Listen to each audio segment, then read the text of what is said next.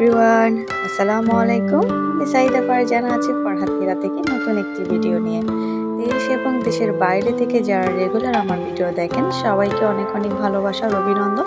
আর সবাই প্লিজ আমার সবসময় পাশে থাকবেন আর আমার জন্য একটু দোয়া করবেন যেন সামনের দিনটা আমি সুন্দর করে এগিয়ে যেতে পারি। তো যারা চ্যানেলে এখনো নতুন, চ্যানেলটা সাবস্ক্রাইব করতে ভুলে গেছেন সবাইকে বলবো প্লিজ আমার চ্যানেলটা সাবস্ক্রাইব করে আমার পাশে থেকে যাবেন। ভিডিওতে একটা লাইক দিয়ে আজকের পুরো ভিডিওটা এনজয় করবেন। তো বেশি কথা না বলে শুরু করতে যাচ্ছি আজকের ভিডিওটা। আপনারা দেখি এতক্ষণে বুঝে গেছেন যে আজকে কোনো কিছুর আয়োজন করা হচ্ছে আমার বাসায়। হ্যাঁ, আজকে আমার বাসায় আয়োজন করা হচ্ছে।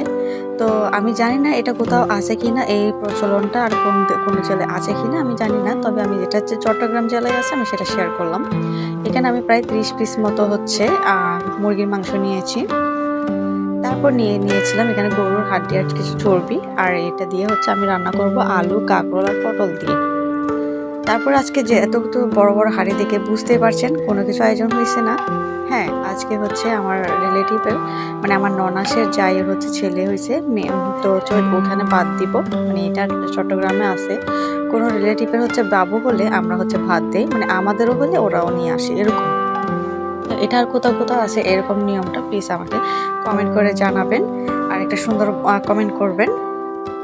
তো আমি রান্নাটা শুরু করে দিয়েছি, যেহেতু অনেক মানুষ অনেক পরিমাণে রান্না করতে হবে সকাল থেকে আমি কিন্তু রান্নাটা শুরু করে দিয়েছি।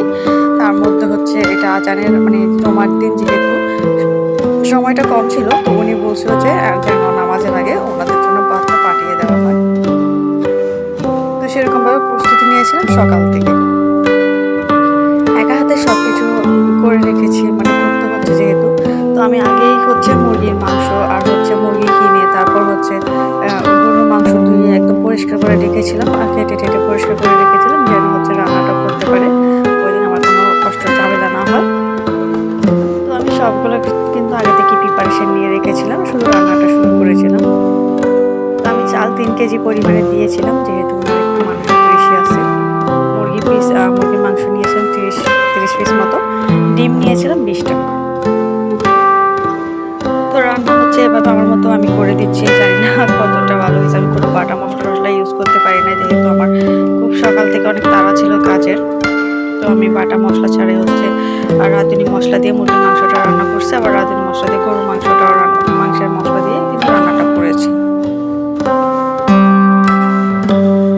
তো এরকম হয় মানে আমাদের চট্টগ্রামে কোনো রিলেটিভের বাবু হলে আমরা এরকম ভাত তরকারি নিয়ে দেখতে যাই, আর যেদিন নাম দিবে ওই দিন হচ্ছে আকিকা করার কি, ওই দিন হচ্ছে নতুন কাপড় চোপড় নিয়ে যায়, গিফট নিয়ে যায় এরকম আর কি। তো আমার মেয়ে যখন হয়েছে তখন ওনারাও এরকম ভাত তরকারি পাঠিয়েছিল রান্না করে, তো যার জন্য আমার এখন তাদেরকে দিতে হচ্ছে। এটা একটা কালচার, চট্টগ্রাম মনে করে আর কোথাও আছে কিনা আমি জানি না।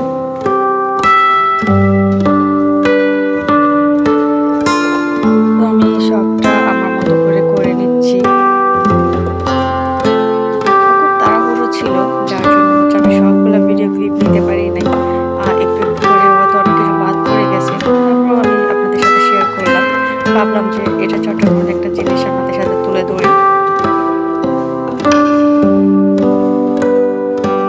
আমার খুবই নার্ভাস লাগে, প্রথম অনেক বেশি নার্ভাস লাগতো, এত মানুষের জন্য রান্না করাটা আমার কাছে খুবই ভয় লাগতো, কিন্তু এখন আস্তে আস্তে সব কিছু আমার কাছে হচ্ছে ইজি হয়ে যাচ্ছে। এখানে গরুর মাংস নিয়েছিলাম প্রায় 3 কেজির থেকে খুব বেশি হইতে পারে, অনেকটা পরিমাণে গরুর মাংস নিয়েছিলাম। এটা আমি কিন্তু হাতে মাখিয়ে রান্না করব।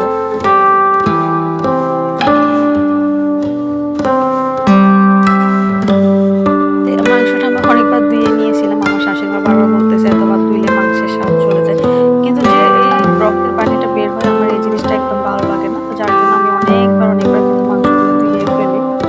আমি হাতে একদম সবগুলা মাংসে যেন মশলা লেগে যায় এইভাবে কিন্তু সবকিছু মিশিয়ে দিচ্ছি।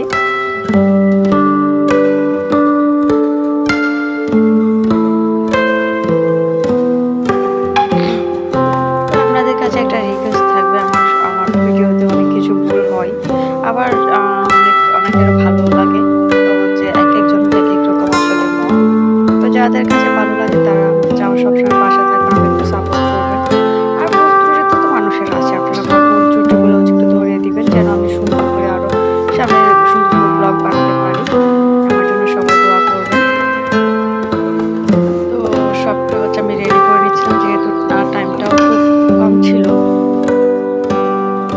থেকে আমার